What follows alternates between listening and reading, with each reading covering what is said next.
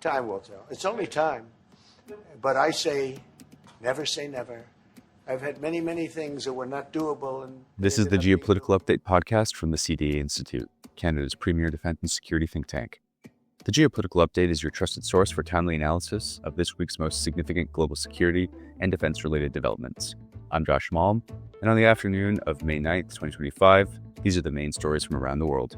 In Washington, Canadian Prime Minister Mark Carney met with U.S. President Donald Trump at the White House to discuss the future of U.S.-Canada relations. Carney, who was elected on a platform of pushing back against U.S. tariffs, firmly asserted that Canada would never be for sale, addressing Trump's previous remarks about the possibility of annexation, while also discussing economic issues between the two nations. To unpack the significance of the meeting for the bilateral relationship, we spoke with Dr. Christopher Sands, director of the Hopkins Center for Canadian Studies and former director of the Wilson Center's Canada Institute.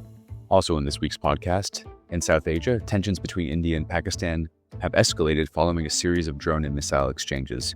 The latest confrontation comes after India targeted what it described as terrorist infrastructure in Pakistan, days after a deadly attack in Kashmir. In Eastern Europe, Russia's three-day ceasefire declared by President Vladimir Putin in advance of the Victory Day celebrations went into effect on May 2025. And in the South China Sea, tensions between the Philippines and China have flared over recent maritime incidents, which has raised concerns over regional stability. First, in Washington. As you know from real estate, there are some places that are never for sale. Canadian Prime Minister Mark Carney met with U.S. President Donald Trump at the White House to discuss the future of Canada-U.S. relations. To unpack the significance of the meeting for the future of the U.S.-Canada relationship, we spoke with Dr. Christopher Sands. Dr. Sands, thanks again for joining us. We saw Prime Minister Mark Carney visit President Trump for the first time. It was the first televised interaction between the two.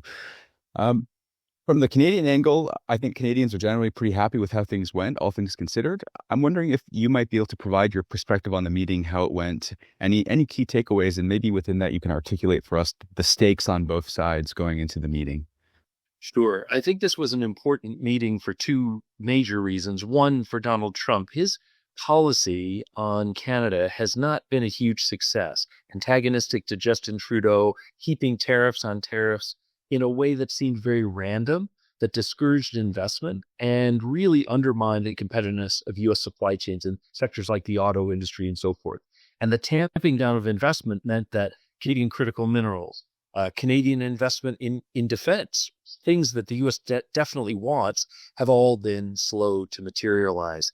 And to the point that, some people felt that this election that Canada just had was a referendum on the U.S., but even more so a referendum on Donald Trump and the direction of his administration. So he comes in, I think, having something to prove, which is that he can manage relations with Canada, even if he doesn't like Justin Trudeau. That's understandable, but can he overcome that? At the same time, we had Mark Carney, someone who, although familiar on the world stage, came to this meeting having something to prove as well. He ran on the fact that he was the best to manage Donald Trump. He won a minority government. I know it was a very close thing, but clearly a lot of people were willing to give Pierre Poilievre a try instead.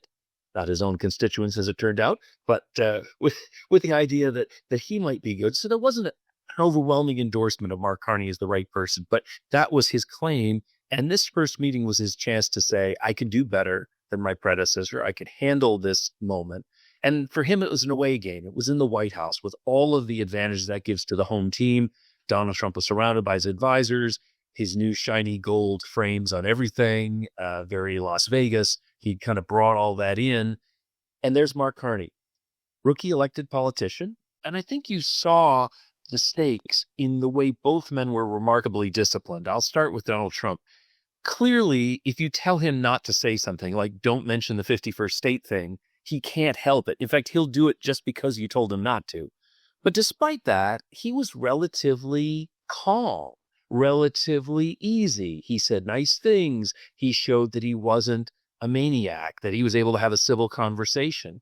And at the same time, Mark Carney firmly but politely made clear his point. He had this whole, and I'm sure this was focus group to the nth degree, he had this whole real estate metaphor about how some things aren't for sale, and you understand that. The White House is not for sale. Buckingham Palace is not for sale. Canada's not for sale. And that was a little cute, but it worked, and he didn't lose his cool, and he wasn't goaded into saying anything. Now, step back from the atmospherics, and the meeting accomplished absolutely nothing. It was not a negotiation. There were no deals. No one conceded anything. There were no gifts. But it did establish that these two people cared about the relationship and could manage it as professionally as possible. I think for that, it was a win.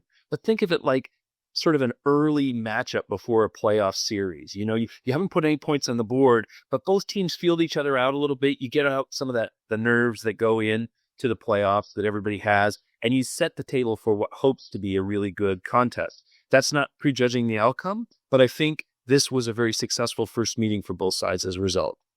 Well, thank you, Dr. Stan. And of course, as you know, one thing that commentators on the Canada-U.S. relationship and experts will often quip is that regardless of who's at the head of state level, the U.S.-Canada relationship is robust, sustainable. There's so much at stake in the relationship. And regardless of who's in charge politically, it's likely that relationship will continue to drive forward based on mutual interest. Now, on the Canadian side of things, we've seen a lot of media commentary and anger within the media. And we've also seen some individuals call for Canada to source defense equipment elsewhere, like recently the F-35. I just want to ask you, how do we differentiate between what is noise, what is politics, what is media punditry, and what is reality? And if we kind of go through this noise, do you think at the end of the day, the U.S.-Canada relationship is still on a stable footing here, or is it feasible that we could be looking at a pivot in the relationship going forward? That's an interesting question and a complicated one. I have both good news and bad news. The good news is this is a relationship in which we've seen Donald Trump react better to the faceless, nameless criticism than he does to an individual person. If you're Jerome Powell or Justin Trudeau and you tell him what he doesn't want to hear, he just goes after you. On the other hand, when you're the stock market, the bond market, or Canadians booing at the American national anthem, he doesn't know what to do. He hears the negativity, but he can't really respond or intimidate it out of existence. And what that's done is it's opened up in a way that we haven't seen in recent years, the whole Canada-U.S. relationship to the kind of questions that probably our predecessors would have said, no, you can't say that. It's out of the question that Canada would buy defense equipment from the Europeans or from the Japanese. That's ridiculous. Well, I think one thing that Donald Trump has done very successfully in American politics is to say there aren't really any unspeakable topics. You can go there and have the discussion. And if it doesn't make sense, it doesn't make sense, but it starts a conversation about what really matters. And so I think in that sense, the good news is Canadians and Americans are starting to talk past each other, to each other, and raise things that previous generations would have thought were out of the question. And I think that's a sign both of the crisis of the relationship, but also its strength, that we are willing to sort of think creatively of how we relate in new and modern terms. Now, the bad news. The bad news is that the U.S., through the Department of Global Government Efficiency and its drive to push out and reduce the size of the federal workforce, has seen a massive washout of some of the public service talent that you mentioned earlier in your question really did keep the wheels on the bus and kept the negotiations going and understood the finer points of Canada-U.S. relations. The U.S. is going through a kind of lobotomy of that talent. Now, we still have some political appointees and other people who come in and have some goodwill and are not dumb themselves. But the relationship often relied on those professionals managing issues without regard to politics, and then let the politicians kind of do the finer points at the end. And I think the U.S. has really undermined its ability to manage its relationship with Canada, let alone to think strategically about it. Some of the things that have come out of discussions recently, like the fact that whether we think Canada spends enough on defense or not, the Canadian geography is really important to U.S. national security and the global role that we play, something that Hal Brands and my CSIS colleague talked about a little bit on Bloomberg Opinion Post. We're rediscovering things that are really important, but the U.S. has sort of lost touch with how integrated our auto industry is, how connected our banking and financial systems are, how vulnerable we are to cyber attacks aimed at the U.S. that go through Canada, or Chinese transshipped equipment that gets around U.S. tariffs. So in that sense, the U.S. is a huge disadvantage. Is Canada? That's the question for me. And I think we're going to see that in two ways coming up in June. First, Canada is going to host the G7 leaders at Kananaskis, Alberta, and it's going to do so largely on the basis of planning by the professional civil service. Cindy Temmerwiesen, who's been the G7 Sherpa, the people at Global Affairs, the people at Finance, all trying to set up a very successful summit and summit agenda before they knew who the prime minister was going to be. And because the election wasn't very long, but because the election took the Liberals out of the picture for a while, we saw that preparation going without political guidance. We're going to see in 30 days' time how that summit unfolds, and we'll see the quality of the professional civil service and how well they handle it. The second big test comes at the end of June, and that's when Canada's prime minister will go with other world leaders to the NATO summit at The Hague. In the last NATO summit in Washington, Justin Trudeau made Canada's third pledge to get to 2% of GDP spent on defense by, he said, 2032. On the campaign trail, Mark Carney said 2030. And we saw varying levels of commitment from the Conservatives.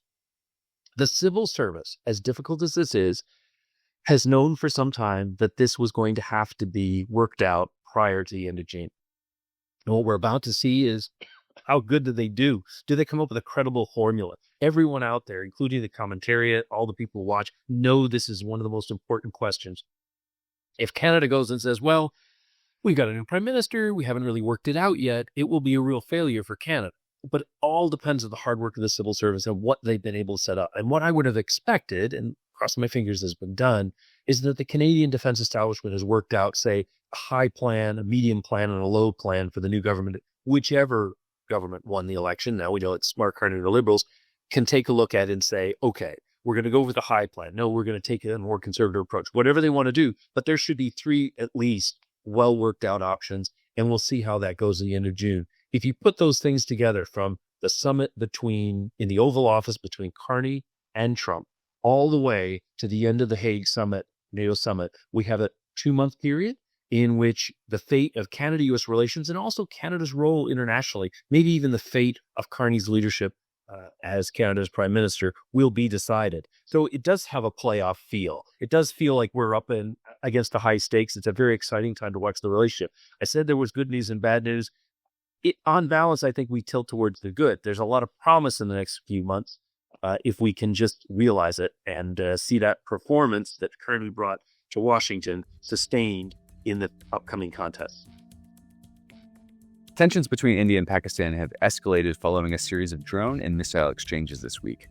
This latest confrontation was triggered after India targeted what it described as terrorist infrastructure in Pakistan in retaliation for a deadly attack in Kashmir.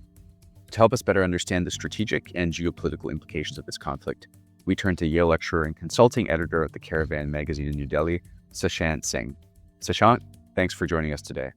So just today, we've seen escalations ramp up quite significantly. Sushant, I'm wondering if you can talk us through what's happened today and maybe provide our audience with a bit of context about why we are where we are. Yeah, Josh, the thing is that things are moving at a very fast pace. You know, as they say in journalism, it is a developing story, and things are actually progressing at a pace at which one cannot imagine. If we were talking at the same time yesterday, that is on Wednesday in India, we would be saying something very different, because it seemed like that there was a de-escalatory mechanism that was in place after the Indian armed forces had stuck at 9 places, and it seemed that the Indian statement saying that these were non-escalatory strikes only done to avenge the terror attack that was done in the Indian Kashmir in Pahalgam on 22nd April. It seemed like that the two sides would eventually find an off-ramp and get off it. But what we saw today morning is Pakistan's claim that 25 Indian drones had been shot down when they tried to attack the air defenses in various cities in Pakistan. Then the Indian side claimed that it had successfully neutralized the Pakistani air defense in Lahore, Pakistan's biggest city by far and the most important city. Then the Indian side also claimed that the Pakistanis had tried to target 15 Indian cities last night, although Pakistan has denied that claim. It said this is a phantom assault that Indians are imagining. It never happened, and no evidence has been provided by India. But just around an hour back, before we are recording this podcast, and this is 9:30 p.m. India time on Thursday, there has been a major drone loitering munition attack in the Indian city of Jammu, which falls in the Jammu and Kashmir region. And from all the images, from all what I'm seeing from journalists and friends, this seems to be the standard drone attack with one drone coming after other in waves. And the Indian aircraft guns and the anti-drone mechanisms are trying to keep them at bay. There are reports coming in that the same thing is happening in other cities, nearby cities close to Jammu as well. We still don't know what the extent of this attack is, but clearly all this is escalatory. The Indian attack through drones on Pakistani air defenses, which is an attack on a military installation, and then now the Pakistani retaliatory attack through drones in Jammu and neighboring cities. It is clearly escalatory, and once you factor in the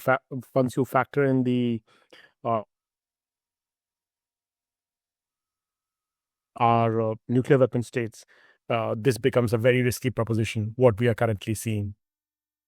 I'm wondering if you can contextualize this latest flare-up in the larger history of India-Pakistan relations. And from there, do you see any opportunities for an off-ramp? So the history, as you know, Josh, between India and Pakistan is very complex. It goes back to 1947 when in the aftermath of the Second World War, India was the first country which was decolonized by the British. As India was decolonized and British left South Asia, they divided it into two, into India and Pakistan. Pakistan was a country meant for Muslims of South Asia. India, in contrast, was a secular country which said that people of all religion, ethnicities, everybody could stay there. India still has around 14 to 15% Muslim population. It has a couple of percent Christians and Sikhs and other religious minorities. Pakistan is, I think, more than 99% Muslim at this point in time. The princely state of Kashmir, and there were more than 600 princely states at that time. They had an option to join either India or Pakistan or stay independent in theory. Although none of the princely states stayed independent, Kashmir wanted to stay independent, and Pakistan, of course, believed that because Kashmir was a Muslim majority state with a Hindu king, because of the Muslim majority population, it should join Pakistan. India thought that as India was a secular country, a Muslim majority state would add credence to India's idea of a secular country. India also wanted Kashmir. Of course, there is a whole issue of water. All the water which comes to northern India and to Pakistan flows through Kashmir, through the Indus river system. So there was a strategic interest in controlling Kashmir. India sent its troops into Kashmir. Then Pakistan sent its troops there. Both sides fought a war, went to the United Nations after a year. A ceasefire was agreed upon. 1/3 of the erstwhile state of Jammu and Kashmir is with Pakistan. 2/3 of that state is with India. The ceasefire line, which was decided on 1st January 1949, continues to exist till today with minor variations in 1971, and it is called the line of control between India and Pakistan. It is the de facto line on which you hear these reports that a lot of firing has taken place. The next war between India and Pakistan took place in 1965, when the Pakistani establishment at that point in time believed that India had just lost a war to China in 1962. India was very weak. There was a lot of political trouble, political grievance in Kashmir. And the Pakistani establishment thought that they could provoke these people to walk away from India if they could somehow create unrest in Kashmir. They devised a plan for it. The things escalated. There was a war. The war almost ended in a stalemate. Because Indians decided to expand the war beyond Kashmir into other parts of India and Pakistan. And then the next war was in 1971, which led to the creation of an independent state of Bangladesh, and the Pakistani army surrendered in the eastern sector. In the western sector, where Kashmir falls, not much happened. Only minor changes to the erstwhile ceasefire line happened, and the line of control happened. The next conflict was in 1999.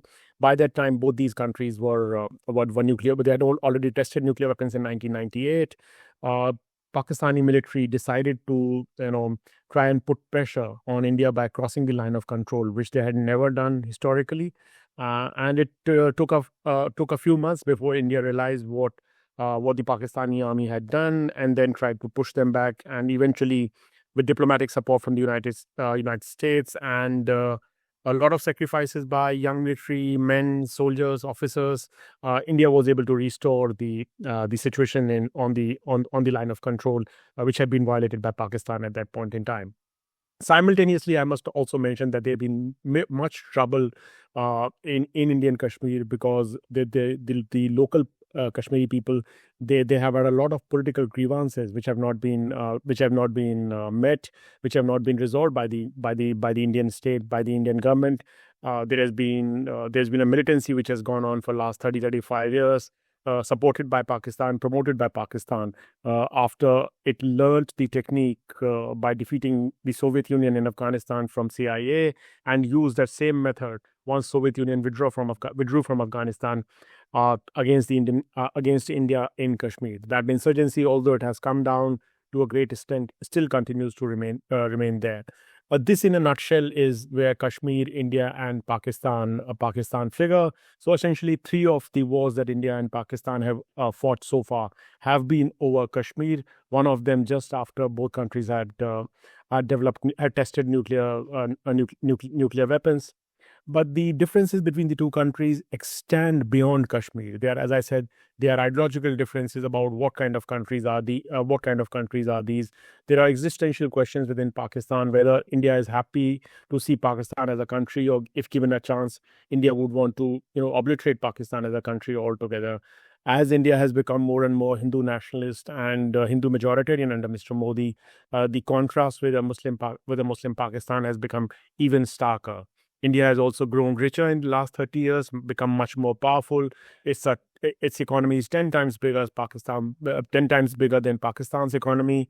It is much more respected globally. It has, much more geopolitical heft. It has a lot of power. Pakistan, in contrast, has lost geopolitical credence, has lost its credibility because of a very weak economy, because of a lot of political instability and a lot of troubles with its other neighbors. So this is the situation where we find ourselves in, where on 22nd April, some gunmen, militants, terrorists, whatever word you want to use, killed 26 Indian tourists after identifying their religion as Hindu, and only male tourists were killed. And it is in response to those killings that Mr. Modi's government in New Delhi decided to launch strikes on 9 places inside Pakistan and Pakistani Kashmir. And thereafter, as I said, this happened on Tuesday night, and we are speaking on Thursday evening. And things have escalated since. What would you anticipate now seeing in the next week or so, based on what's happening today, although it's a very fast-moving and unpredictable situation? And if our Canadian or North American audience could take away or understand one thing about these tensions, what might be important for them to take away? One is, I don't want to be caught dead doing a wrong prediction about where it is likely to go. But as of now, what it seems that it is on an escalatory path, and there are no de-escalatory noises coming from either side. The ramp offs or the off ramps, as you spoke about, can only come from either a third party interlocutor, which has influence with both the countries, which essentially means the United States, Saudi Arabia, and the UAE. To my mind, only these 3 countries have the kind of influence over New Delhi and Islamabad to push them back, or to ask them to restrain themselves. Although it won't be easy. It won't be easy even then.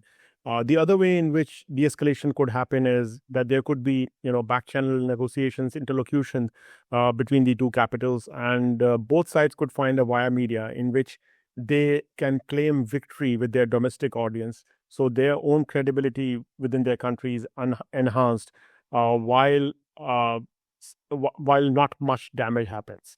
So simultaneously, both parties can claim a win, which people in respective countries believe that their side has won, and then they can easily walk away from that situation.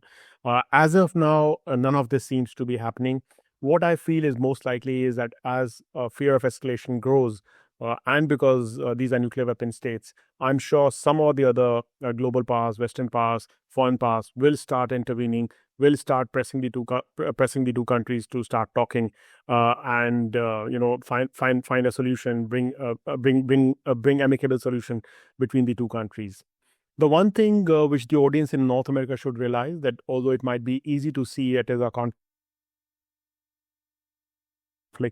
at par with Russia and Ukraine, Israel and Gaza, this is far more dangerous because of the sheer number of people involved.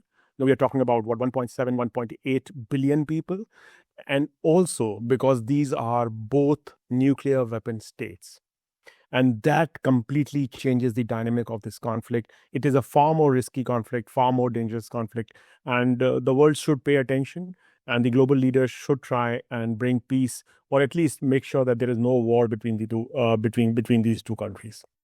Sushant, thanks for your analysis, and thanks for joining me today. In Eastern Europe, Russia's 3-day ceasefire, declared by Vladimir Putin in advance of the Victory Day celebrations, went into effect on May 8th. However, despite the ceasefire announcement, reports have surfaced suggesting hostilities have continued. To discuss the implications of the ceasefire and its role in the broader context of the Ukraine conflict, we're joined by Orysia Lutsevych, Deputy Director of the Russia and Eurasia Program and head of the Ukraine Forum at Chatham House. Orysia, thanks so much for joining me today. Can you start by maybe explaining what this latest announcement from Russia was about, and what's actually been happening on the ground since the announcement? So Russia indeed unilaterally announced the 3-day ceasefire. It's basically to allow Putin to have a calm parade on the Red Square. It's announced between the 9th and the 10th of May, when he also has some dignitaries visiting Moscow, including Xi Jinping, for that celebration of what they call the Great Patriotic War. And it's a big show of Russian propaganda at home, first of all, because Putin wants to show that Russia is not isolated, and it's one of the leaders of one of the big superpowers that are shaping the world. So it is clear that that ceasefire is not holding along the front line inside Ukraine, and there were yesterday more than 100 offensive operations that were performed by Russian military along all of the front line of Ukraine. So so far there has been not a single day that Ukraine was not either bombarded from the drones or missiles or on the ground in the east. And Putin is announcing it also to keep Trump interested in being in talks with Russia, because he knows that Trump's main objective is to end the war, and he wants to keep that hope lingering for Trump in order to, reset relations with the United States, again, to the same propagandistic goal of show that Russia is the superpower. This week, we also saw Vice President J.D. Vance's tone shift a bit from his rather fiery speech in Munich a few months ago to a bit of a more diplomatic approach at a leaders meeting recently, saying that Russia is asking for too much. What does this shift in language maybe suggest about the administration's priorities or its approach to engaging in the future or near term? I think up to date, we have seen fundamental misreading of Trump's administration as its senior people of Russia. I think they clearly came into this unprepared and overconfident about how much Russia is actually willing to compromise, how much they have leverage over Russia. And they basically walked into Putin's trap, where they've already wasted quite a lot of precious diplomatic resources, such as, having that bilateral talk between Trump and Putin and bringing him out of the cold kind of discontinuing the policy of Russia as a pariah state. And JD once said that Russia will not get control over the territories it does not actually militarily conquered. That is an obvious thing, but the fact that he had to say it publicly means that there was some understanding from Russia that America is willing to give it to them.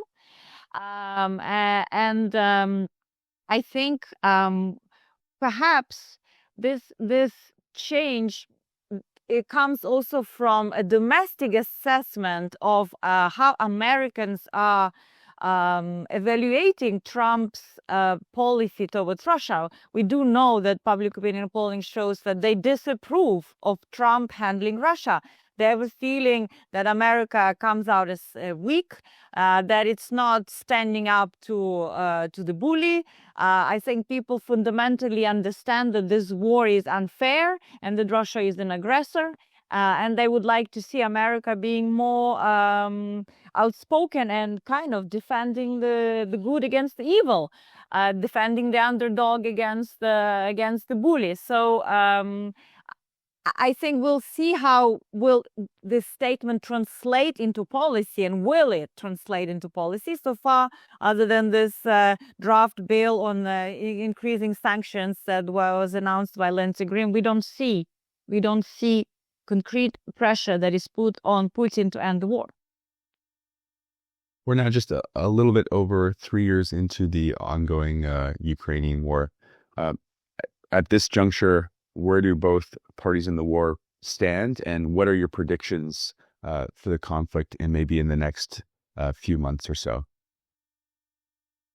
Well, I think if somebody had told you or our listeners that Ukraine would still be fighting Russia 1,100, probably 18 days into the war, it would be hard to believe. If you look at just the hard power equilibrium or disequilibrium between Ukraine and Russia.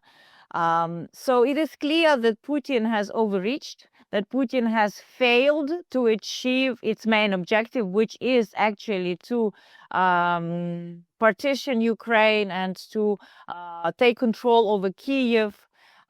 He actually has achieved the opposite. He has mobilized the Ukraine to a total resistance, and the country is showing an impressive resolve. It has also mobilized the free world, the Western coalition around Ukraine. Even with Trump right now disengaging from Europe and kind of being very accommodationist to Putin, there is a coalition of willing that is emerging in Europe that, more broadly includes the Nordics, the Baltics, and large Western European countries like France, Germany, and United Kingdom, in denying Putin actually success on the battlefield. But of course, it's not an easy battle. Ukraine is taking heavy losses, but Russia is not making big territorial gains. And as we speak, its territorial gains are slowing from month to month. Every month, Russians are taking less and less Ukrainian territory, losing roughly 1,000 men a day. So it is kind of right now a stalemate, partially because of the technological parity that both sides are achieving. This war is a new war that has never been fought in modern history. It's and the party that will have a technological advantage, that will make a breakthrough in the use of drones, artificial intelligence, electronic warfare, will eventually make a breakthrough. I personally don't think that there is any chance of a peaceful resolution of this war. So one side has to either win or lose. And it's partially because of the nature of modern day Russia and very militaristic ideology that Putin embodies. Tensions between the Philippines and China have flared up once again following a recent maritime incident in which a Chinese naval frigate blocked a Philippine warship near the Scarborough Shoal. Both countries continue to assert competing territorial claims, which have significant implications for regional stability. To discuss the current state of affairs in the South China Sea, we turn to Gregory Poling, Director of the Southeast Asia Program and Asia Maritime Transparency Initiative at the Center for Strategic and International Studies. where he is also a senior fellow. So, Greg, it's been quite a week in the South China Sea. We've seen Chinese naval frigates block a Philippine warship near the disputed Scarborough Shoal, and this prompted Manila to condemn the move as reckless and dangerous. The Philippines also warned that any Chinese construction to turn Scarborough Shoal into an artificial island would cross a quote-unquote red line and potentially risk regional stability. And citing a sharp increase in Chinese Coast Guard and militia vessel activity, Beijing and Manila accused each other of illegal activities around Sandy Cay near the Spratly Islands. China and the Philippines have also unfurled their national flags on the sandbars in the South China Sea, all the while joint U.S.-Filipino military drills are getting underway in the region. And we also saw Hanoi on Saturday say that it had sent diplomatic notes to China and the Philippines to protest against their activities in the contested regions of the South China Sea. I'm wondering if you could maybe unpack some of these recent encounters for our audience and also what they might indicate about the broader security situation in the South China Sea.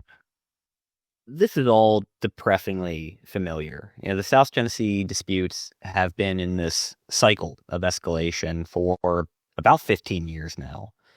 And every time one of them de-escalates, it's only a matter of time before we're listening to collisions and tensions at some other shoal.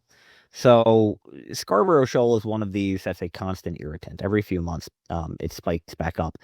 That's because it is particularly important to both China and the Philippines. China seized control of the shoal from the Philippines in 2012 after it had been effectively administered without contestation by the Philippines for decades and decades, probably going back to Philippine independence.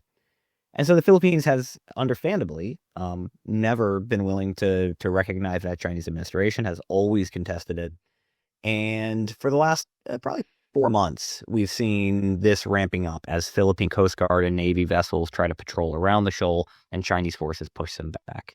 And this latest near collision is just the latest example of that. The stuff at Sandy Cay is more pageantry, theater. Sandy Cay is one of several sandbars that are near the largest of the Philippine-held islands, what's called Ditu or Pagasa in Tagalog.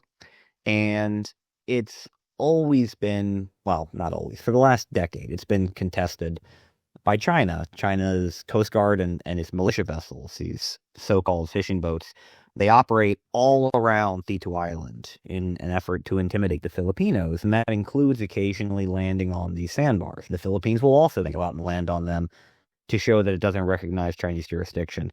The only thing different here is that it came with a social media campaign by both sides. South China Sea, I think, remains the most likely place in Asia for a low-level violent incident, a clash between China and the Philippines that turns lethal, even when perhaps China didn't intend it to, or between Chinese and U.S. forces directly.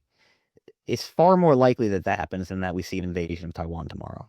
But the escalation risk is also much lower. I think it unlikely that we would see general hostilities erupt between the U.S. and China or the Philippines and China over an incident in the South China Sea. It's not impossible. Escalation can be extremely unpredictable, but it's less likely. So if we're worried about, say, South China Sea versus Taiwan, South China Sea is more likely, but a much lower ceiling on that escalation than Taiwan. Doesn't mean we shouldn't be paying attention to both. We do need to manage both, because if something went sideways in the South China Sea, and in one of these, quote, gray zone operations where China tries to use bullying and non-lethal force, if China were to go too far and kill a Filipino, which is easy to imagine. I mean, China severed the thumb of a Filipino sailor less than a year ago, and he nearly bled to death. China has severely injured multiple Filipino mariners in the last 2 years.